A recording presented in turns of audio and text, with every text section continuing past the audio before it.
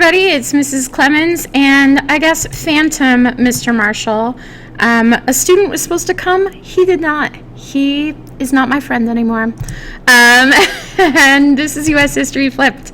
All right, we are reviewing for our 25-week test, which is encapsulating industrialization, immigration, urbanization, the West, the Progressive era, and imperialism. And this is part 2 of our review. All right, so let's talk about the West. Question number 16 on our review guide said, what was the purpose of the Homestead Act?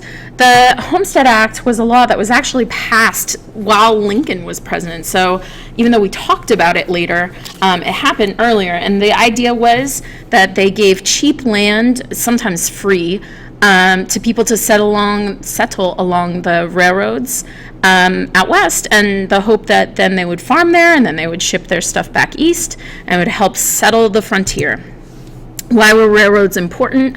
Transportation, guys. You know, it gets the people out there, it gets the products out there, it gets the people and the products back to the cities.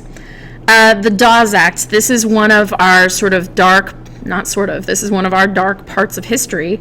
You might remember from the PowerPoint where I showed you the before and after picture. Basically, the idea is to make Native Americans assimilate, to make them give up their traditional ways, language, dress, everything, leave the reservations, and in exchange for giving up everything, we gave them some land. A pretty crummy deal. Progressivism. Oh, I didn't hit the thing to make it all come out at different times. Oh, well. What were the goals of the progressive movement? So we want to increase democracy, very, very big. We want to improve working conditions. We want to eliminate child labor, or at least decrease it, and improve living conditions. All right, I fixed that. Now I'm happy. How did Muckrakers help the progressive movement? Remember, the Muckrakers are those journalists that are digging in and finding out the bad things that are going on. So they did that by exposing the problems, whether they be social, political, or economic. And they either wrote about it or took pictures or whatever they did. And the really good example is Upton Sinclair. How did the progressive movement increase democracy in the United States? Well, we have a bunch of examples. Initiative, referendum, and recall. So initiative is when we propose legislation, like the Amber Alerts. Referendum is when the voters choose they get the idea, not the idea, but they get the ability to be able to vote to pass legislation like gambling in New York State, or gay marriage, or legalization of marijuana. And recall, like we talked about with the election in California way back when, to remove an elected official from office. We also talked about the direct primary, where we get to choose candidates running for office, and the 17th Amendment, where we went from the state legislatures electing our senators to the people getting to elect our senators. Still in progressivism, number 22, how are the 16th, 17th, 18th, and 19th Amendments illustrations of the progressive movement? Wow, that's a great question. I'm so glad I asked it.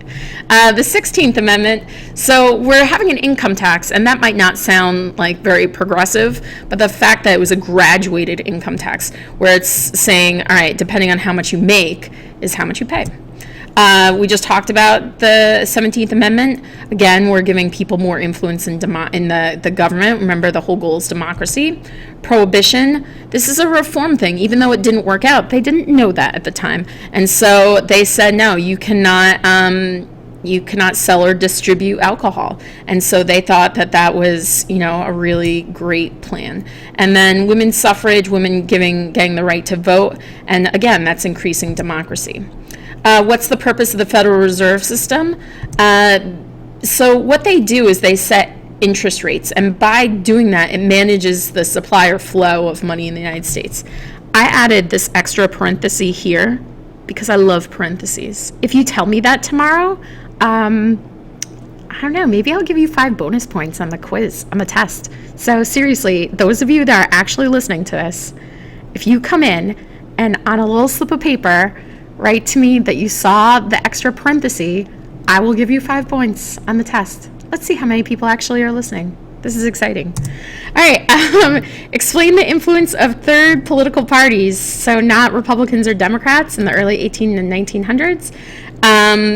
Yeah, so even though they didn't win, their ideas influenced the major party. And so that's how you end up getting the folks from the Populist Party influencing the Republicans and Democrats. And then in the election of 1912, you've got the third party, the Bull Moose Party, taking away votes from the Republicans.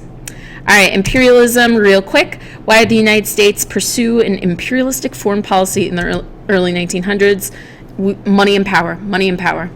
You know, the raw materials gets us money, and the markets for finished goods get us money, and then influence is power, baby. What was the purpose of the open door policy? Increasing trade with China. Why did we want the canal to be built in Panama? Oh my gosh, guys, such easier travel. Takes a lot of time off if you're going from, you know, for example, New York City to San Francisco by water. What factors influenced our desire to declare war on Spain? So part of it is yellow journalism, that the very oh my gosh, I can't think of words right now, but the very, you know, sort of sensationalist journalism, there's the word, and then the fact that our battleship sunk, and then just, you know, this idea that we're going to help Cuba out and get them their independence. All right, guys, make sure you study. Remember to tell me all about that secret thing that we talked about.